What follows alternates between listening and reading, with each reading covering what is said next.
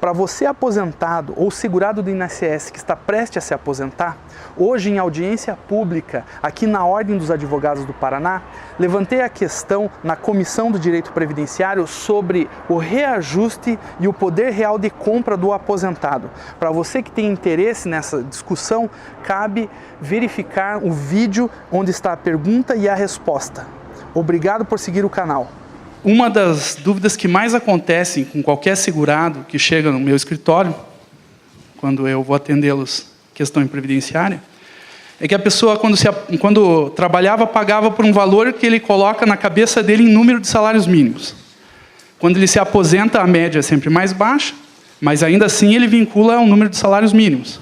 E quando ele fica um bom tempo recebendo benefício, ele vai verificar que a comparação do que ele recebe de aposentadoria do benefício, pensão, ou mesmo aposentadoria por invalidez, vai diminuindo com o tempo em relação ao salário mínimo. Então, nós, advogados, sabemos que não existe na Constituição a vinculação do salário mínimo ao pagamento de contas com dinheiro público, com exceção de um salário mínimo, né? Então, a pergunta que eu quero fazer para os senhores aqui também para fomentar o debate seria: existe alguma forma de impedir o empobrecimento da pessoa que recebe durante um tempo o benefício, para incluir no debate da reforma, para que essa pessoa pelo menos chegue num limite mínimo que ela tenha uma vinculação um pouco melhor nesse reajuste? Porque a gente sabe que a vida do aposentado nem sempre se baseia no INPC. Tem aposentado que não tem carro, então para ele a variação do combustível talvez não seja tão importante. O INPC leva em consideração o valor da cesta básica, mas nem todo mundo vive de cesta básica. O aposentado gasta muito mais com medicamento, e o INPC não leva tanto em consideração isso. Então, a minha pergunta aqui é uma transmissão da pergunta de todos os segurados que chegam lá recebendo mais do que o valor do mínimo, se a gente não deveria pensar numa maneira de impedir o empobrecimento quando a pessoa está em alta idade avançada. Mas vamos lá, pessoal.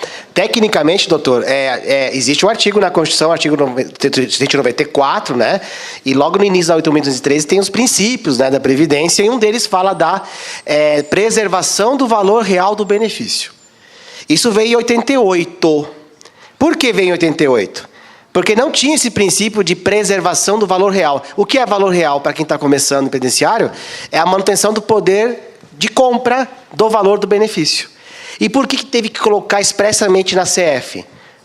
Porque não tinha. Tá, beleza? É porque em 88, na década de 70, estávamos em hiperinflação. Muitos dos senhores aqui, como eu, era criança na década de 80, e quando ia lá comprar o salgadinho e o chocolate da mãe, né? Só ia ajudar a mãe para o supermercado se ganhasse um presente, né? A gente olhava o quê? Eu pegava o salgadinho, olhava o cara remarcar o preço. Aí, se eu entrasse no supermercado no mesmo dia à noite, remarcava de novo. Então, por quê? Porque o poder de compra caía diariamente. Então, colocaram esse artigo. Aí o doutor falou do NPC, né, doutor? Aí, e por que o doutor colocou o NPC? Porque a gente sabe que existe um debate hoje, né, na jurisprudência, até hoje no Supremo, não acabou o julgamento, embora já detonou, o INSS perdeu, né? É o IPCAE, ou é o NPC, ou é o TR? E tem diferença. E tem diferença, né? E tem diferença brutal. O doutor falou, um leva em conta a cesta básica, o outro leva em conta a construção civil. O que tem a ver com construção civil na previdenciária? Nem nada, nada. Mas a previdenciária está relacionada a benefício previdenciário, natureza alimentar. Bom, então, doutor, em tese, quando a gente fala natureza alimentar, como a gente sempre coloca nas petições, não é verdade? Se tem natureza alimentar, o índice que mais reflete a natureza alimentar é a cesta básica. Mostrar que o índice não é condizente com a realidade econômica, e aí vocês pedem a aplicação de outros índices. Inclusive no FGTS tem a discussão sobre isso também, mas então, a proteção, doutor, existe. O que talvez a gente não observe é que nem sempre isso é respaldado, talvez na justiça, como a gente gostaria que fosse respaldado, tá? Mas os colegas vão complementar melhor aqui a resposta. Não, então, eu queria falar que, assim, o que eu vejo é que com essa proposta, essa questão específica dele vai ficar ainda mais agravada. Por quê? Porque vai existir, sim, um aumento na informalidade dos trabalhadores. Por quê? Para que a pessoa vai contribuir se a média vai ser 60%? Geralmente, eles não vão chegar a mais do que os 20%, então vai chegar ali no mínimo. Para que a pessoa vai contribuir ali 5%, 11% e vai chegar no final ter direito a uma aposentadoria de um salário mínimo? Vai aumentar a informalidade, vai aumentar o desemprego, as contribuições que eles querem que aumentem as contribuições previdenciárias, porque as pessoas vão se aposentar mais tarde, não vai acontecer, porque vai reduzir. Essa questão da reforma trabalhista também trouxe a possibilidade de muitas pessoas hoje saírem dos seus empregos, abrirem um MEI, recolherem menos e trabalhar terceirizado para o empregador. Então, a gente está vendo que, do jeito que a proposta foi aprovada, daqui a uns anos as pessoas não vão conseguir se aposentar com mais que o mínimo. Muitas dessas pessoas que se aposentariam com o mínimo vão parar de recolher e aí eles vão voltar para a Previdência como assistência, recebendo o amparo social. Para que a pessoa vai contribuir ali se ela pode se aposentar, porque eles chamam o PBC de aposentadoria, se aposentar aos 65 anos de idade, recebendo um salário mínimo, e durante toda a vida recolheu ali 11%. Então, vai aumentar esse problema, vai fazer com que hajam muitas pessoas que não vão conseguir se aposentar com um tempo mínimo que eles vão exigir de 20 anos, muita informalidade, muito desemprego, e é isso que, a princípio, me parece o cenário futuro. Pelo que a doutora está colocando, a reforma, ao invés de resolver o problema do déficit, vai aumentar o problema do déficit.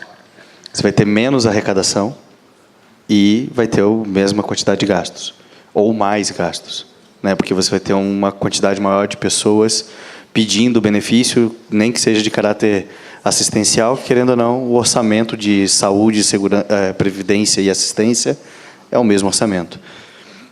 Eu acho que, só para complementar a pergunta do doutor lá, a gente tem uma questão cultural com relação a essa questão do salário mínimo, e por isso essa influência, essa ideia de perda de valores. Como o doutor Alberto colocou, lá no começo do sistema de seguridade social, no final da década de 80, início da década de 90, ainda se traduzia as contribuições em salário mínimo, e você tinha um teto previdenciário de 20 salários mínimos.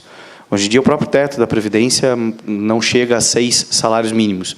Então, se eu fosse imaginar que eu me aposentei lá em 1991, 92, com os 20 salários, eu não teria hoje a possibilidade de manter esses 20 salários. Então, isso vem de uma questão cultural. De uma parcela de trabalhadores, uma parcela de segurados, que durante muitos anos contribuíram com base em salários mínimos e fazem essa relação direta em relação ao salário mínimo. Concordo com o doutor que talvez o índice estipulado hoje, que é o INPC, não traduza para o segurado, né, para o beneficiário, para o aposentado, a correção real.